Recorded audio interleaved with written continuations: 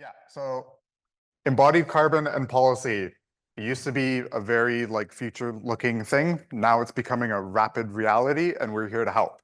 My name is Matt Roberts. I lead the Lifecycle Assessment Embodied Carbon Research Program here at CBE, and alongside Stefano and Ramon, we're going to be introducing a very exciting new project that will be taking place over the next 2 years. And this is basically serving as a teaser and hard launch for the project. So it's all about advancing low carbon building materials, identifying new strategies, as well as highlighting strategies that we know exist and work, while also discussing the barriers for implementation and identifying policy pathways. So California has a climate target of reducing greenhouse gas emissions for building materials by 2035 by 40%. Associated with that, they have to establish a methodology for quantifying the environmental impacts of materials by 2026, which is very soon, and identify strategies for reducing these impacts by 40% by 2028. And this project is starting up in 2 weeks and will run for 2 years. So you can do the math that this project will hopefully help identify those strategies and inform the future policy. So the objective of this project is to identify cost-effective impact reduction strategies for material decarbonization. Shout out to Ramon for creating this beautiful graphic for the proposal. We are going to be summarizing the different implementation costs and impact reduction potential in what is called marginal abatement cost curves. And I have a few slides introducing that concept to you all today, as well as we're going to be developing functionally equivalent substitution hierarchies, new acronym, FEASH. This project is going to be funded by the California Air Resources Board, and we're going to be focusing on materials in new construction that are commonly associated with commonly attributed to providing and contributing 80% of upfront emissions associated with A1 to A3. So that is the raw material supply and extraction, the transportation impacts along the supply chain, and the production and fabrication impacts, or the cradle to gate impacts for getting the materials ready for site. And we're going to be focusing on new build construction for the scope of this project.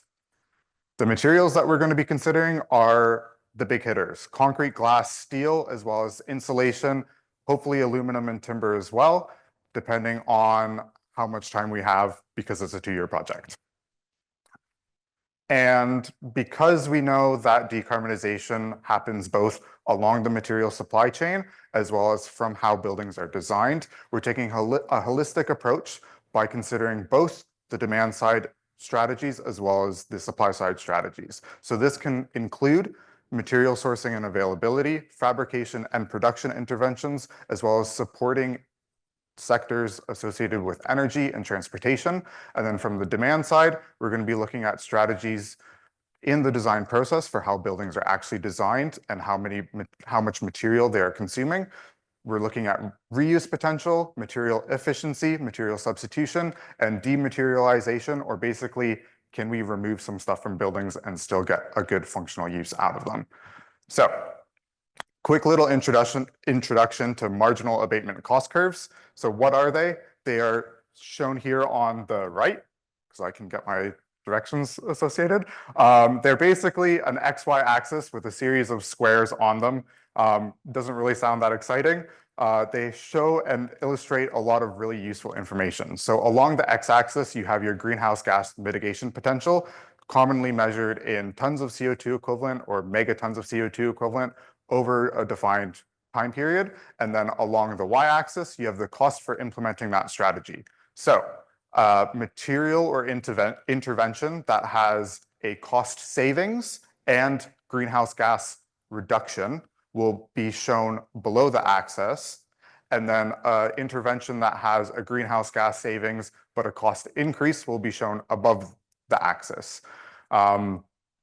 And they are commonly used for prioritizing cost-effective strategies and policy.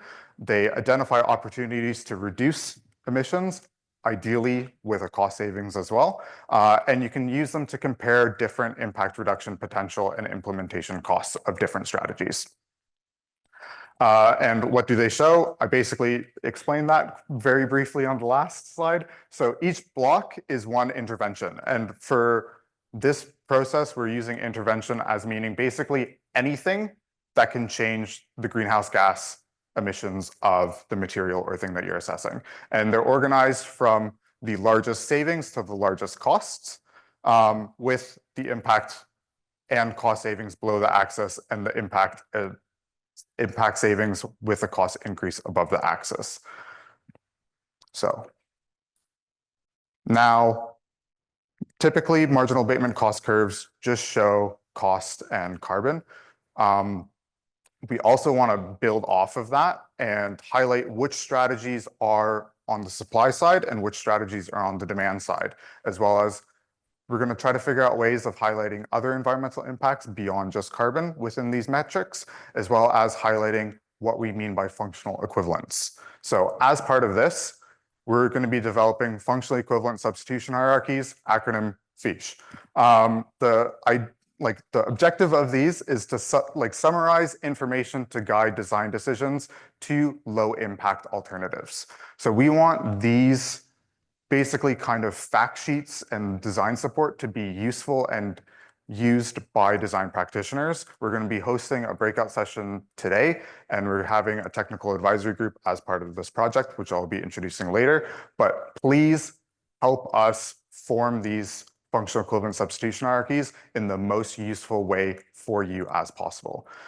So they're going to be highlighting key considerations for ensuring functional equivalence and incorporating aspects beyond greenhouse gas emissions and cost. So for example, you can have your baseline for what we typically do in practice now, where tier 1 can be a cost and impact reduction and it's functionally equivalent.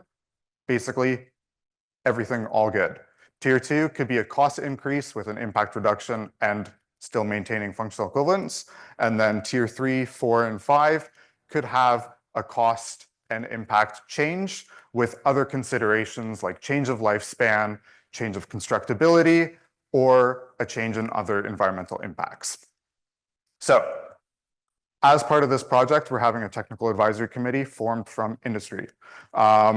Because we know that a lot of the stuff that is being faced and challenged is impacting you guys firsthand, and you know a lot of the risks and barriers for implementing these strategies far more so than what you would read in an academic publication. So we want this technical advisory committee to really help identify the risks, barriers, and opportunity for implementing different strategies and inform the structure and contents of these substitution hierarchies, as well as validate the appropriate interventions that we want to explore throughout this project. So there's a few different ways of getting engaged with the project. Feel free to come talk to me or come along to the breakout session, and we'll start brainstorming a few interesting ideas later on this afternoon. In addition to this project, just want to give you guys a quick few updates on some of the other work we have ongoing as part of the LCA research program. So the Environmental Impacts Critical Review of MEP Systems has been published. You should be able to scan that QR code, and that should take you directly to the publication.